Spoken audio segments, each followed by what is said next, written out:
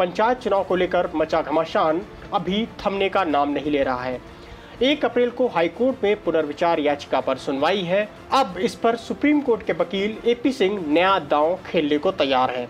इस पंचायत चुनाव को लेकर जो आपके सवाल हैं उनमें साफ तौर में कह रहा हूं, यदि भ्रष्टाचार हुआ है, यदि भ्रष्टाचार के आधार पर सीटों का बंटवारा प्रशासन ने किया है तो वो जांच का विषय है। उत्तर प्रदेश सरकार को बस गहनता से जांच करानी चाहिए और उस पर माननीय सर्वोच्च न्यायालय और इलाहाबाद हाईकोर्ट की लखनऊ बेंच को भी उस पर सुनवाई करनी चाहिए। दूसरी बात, जब तक आपत्तियों का जो ऑब्जेक्शंस है उनका निस्तारण नहीं होगा, डिस्पोजल फेयर निष्पक्ष रूप से निस्तारण नहीं होगा, तब तक वो डाउटफुल है और उस आधार पर कराया गया चुनाव खुद में संदेहास्पद रहेगा, संदेहपूर्ण रहेगा।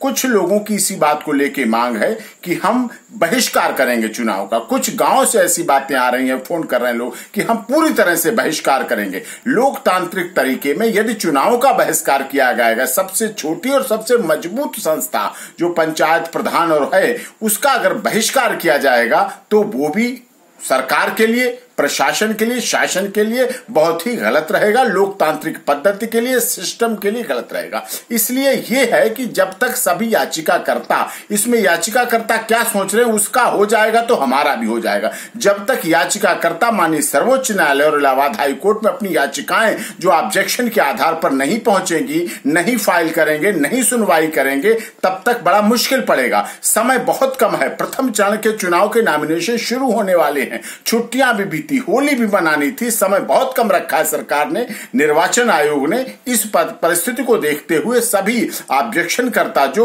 हैं, जिन्होंने आपत्ति करता है, जिन्हें आपत्तियां हैं, जिन्होंने आंकड़ों के साथ अपनी आपत्तियां दी हैं, उनको बहुत शीघ्र उसमें कार्रवाई करके आगे प्रोसीडिंग कोर्ट का सहारा लेना पड़ेगा। कानून के सहारे से ही आप अपने अधिकारों को पा सकते हैं। जनप्रतिनिधि आपने देख लिए, आपने सरकार के अपने चुने हुए प्रतिनिधि देख लिए, वो आपकी नहीं सुनवाई कर पा रहे, कुछ ना कुछ उनकी मजबूरियां रही होंगी। कोई यूं ही बेवफा नहीं होता, कोई कारण रहे होंगे उनके, इसलिए वो नहीं कर पा रहे। इसलिए आपको अपने अधिकारों के लोक प्रतिनिधित्व अधिनियम के आधार पर, पंचायत राज अधिनियम के आधार पर, लोकतांत्रिक तरीके से, इलेक्शन कमीशन के तरीके से जो भी आपके पास ऑप्शन है, लीगल ऑप्शन है, कानूनी ऑप्शन है, उनको आपको माननीय सर्वोच्च न्यायालय में आकर याचिका लगाकर आपकी याचिका को अदालत ने सुनेगी। माननीय अदालत आपकी याचिकाओं को सुनेगी। उन्हें बहुत कंसर्न है इस बात से कि हमारी सबसे लोकतांत्रिक पद्धति है वो सफल है ग्रामीण स्तर की।